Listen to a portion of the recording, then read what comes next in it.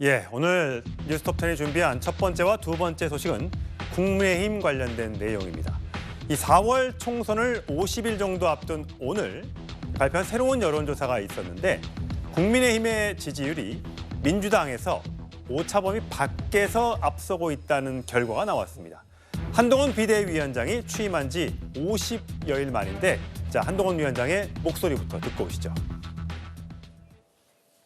목련이 피는 봄이 오면 김포는 서울이 될 수 있을 겁니다.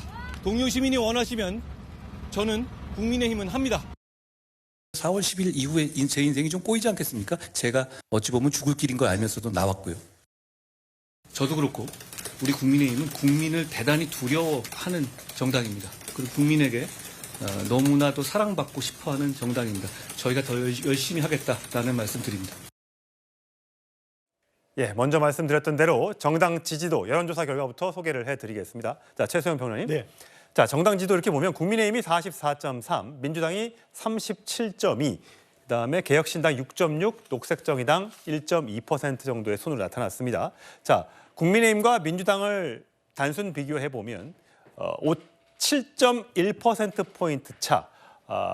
오차범위 바깥에서 국민의힘이 앞서고 있는 결과인데 네. 자, 이 결과 어떻게 해석하십니까? 그러니까 이 조사를 한 시점을 보니까 2월 15에서 16일입니다. 예. 이 타이밍은 뭐냐면 이제 국민의힘에서는 이제 단수공천자들을 발표하기 시작한 시점이고 예.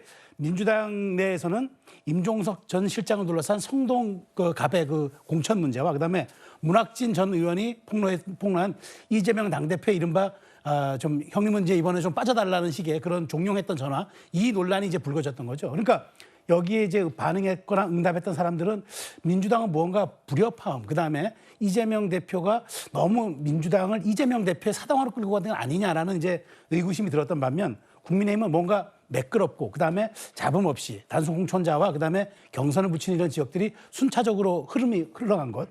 가장 중요한 건 여기서 윤석열 대통령이 이제 민생 투어를 하는데 그 과정에서 한동훈 위원장이 그것을 오로지 정책에 대한 수요로 끌어들여서 그것을 이제 공약으로 만들고 조금 전에 분도론 얘기했듯이 그런 식으로 이제 상품들을 국민 앞에 내놓는 이런 과정들이 선순환되면서 상승 효과를 이뤘다.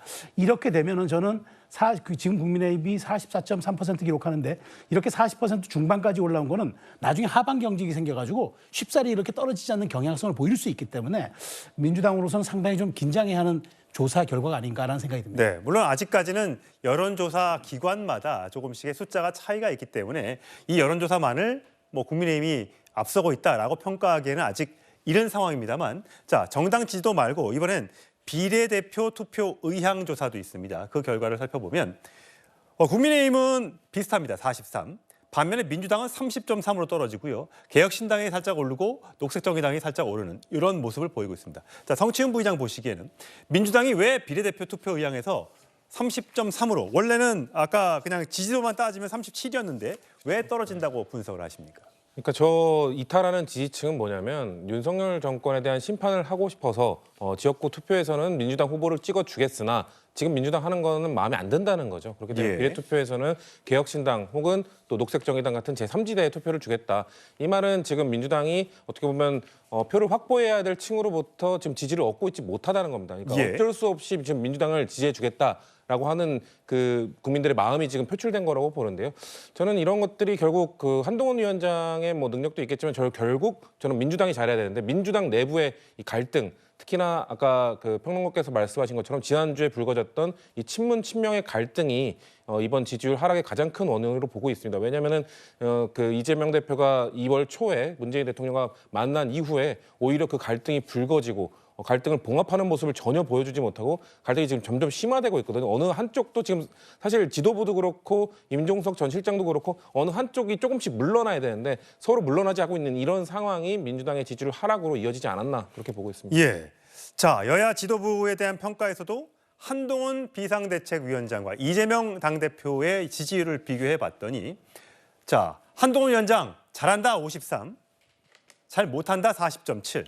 반면에 이재명 대표 잘한다 38, 잘 못한다 56.6%로 한동훈 비대위원장의 어떤 개인적인 인기가 이런 여론조사, 직무수행 평가에 이 숫자상으로도 확인이 되고 있는 모습을 보여드리고 있습니다. 그런데 사실 그동안에는 한동훈 위원장의 개인적인 인기가 당의 지지율이나 또는 윤석열 대통령의 지지율로는 연결이 되고 있지 않다. 그래서 이게 국민의힘의 고민이다라는 말씀을 좀 드려왔었는데 오늘 윤석열 대통령의 국정 지지도도 함께 동반 상승했다는 보통 30%대 중반 또 한때는 뭐 20%대로 떨어졌다는 갤럽 여론조사도 있었었는데 지금은 긍정이 44.7, 부정이 51%를 기록하고 있는 여론조사 결과가 나왔습니다. 자, 송 변호사 보시기에는 이런 숫자가 결국은 한동훈 효과라고 볼 수 있는 겁니까?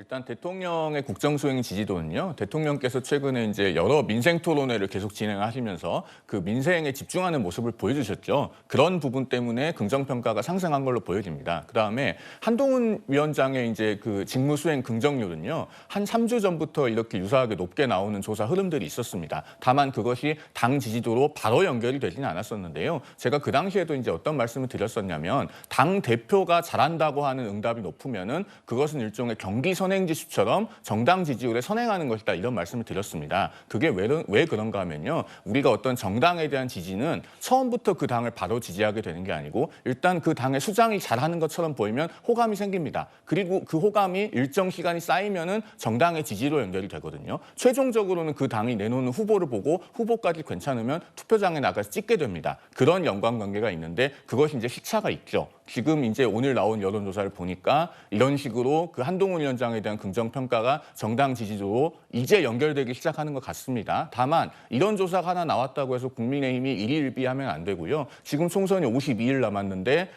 그 총선이나 대선과 같은 전국 단위 선거에서 50일이면 굉장히 긴 시간입니다. 조선왕조 500년 동안 일어나는 일들이 다 일어날 수 있을 정도로 긴 시간이기 때문에 긴장을 늦춰서는 안 된다고 생각합니다.